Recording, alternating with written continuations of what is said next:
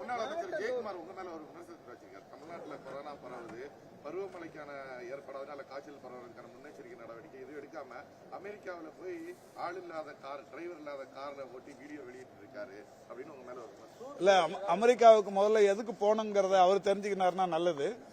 இது அமெரிக்காவுக்கு போனது ஒவ்வொரு தமிழருக்கும் ஒரு பெருமை சேர்க்கிற விஷயம். அது ஜெயக்குமாருக்குமே பெருமை சேர்க்கிற விஷயம். அவர் தெரிஞ்சுக்காம அதை சொல்லியிருக்கிறாரு. என்னன்னா, உலகத்திலேயே பழைய மருத்துவர்கள் சங்கம் அமெரிக்கன் சைக்கியாட்ரிக் அசோசியேஷன், அது அமெரிக்க சைக்கியாட்ரிக் அசோசியேஷன்ல ஒரு ஆய்வு ஒன்று தமிழ்நாட்டில் நடத்தணும்.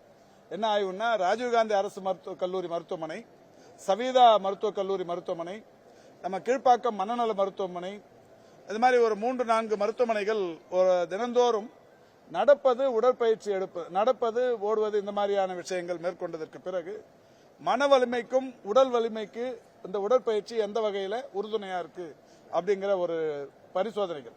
அந்த பரிசோதனைகள் முடிவுகளை அங்க எடுத்து வச்சு பேசுறதுக்கான வாய்ப்பு. இதுல இன்னொன்னு என்னன்னா, அரசாங்கத்துக்கு ₹1 கூட இது செலவில்லை.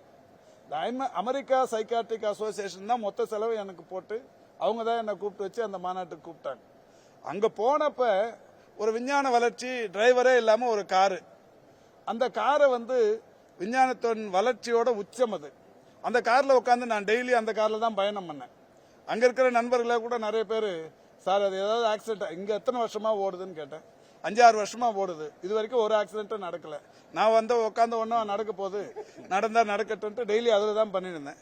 அதை ஒரு பதிவா என்னுடைய சமூக வலைதளத்துல போட்டேன். அது வரைக்கும் என் சமூக வலைதளத்தை அவர் பாக்குறாருங்கிறது ஒரு சந்தோஷம். அது அவர் போனா அதை அவர் முயற்சி பண்ணலாம். அது ஒண்ணு. பிளே ஸ்டோர் மற்றும் ஆப் ஸ்டோரில் இருந்து பாலிமர் செயலியை QR கோடு மூலம் பதிவிறக்கம் செய்யுங்கள். செய்திகளை உடனுக்குடன் பெறுங்கள்.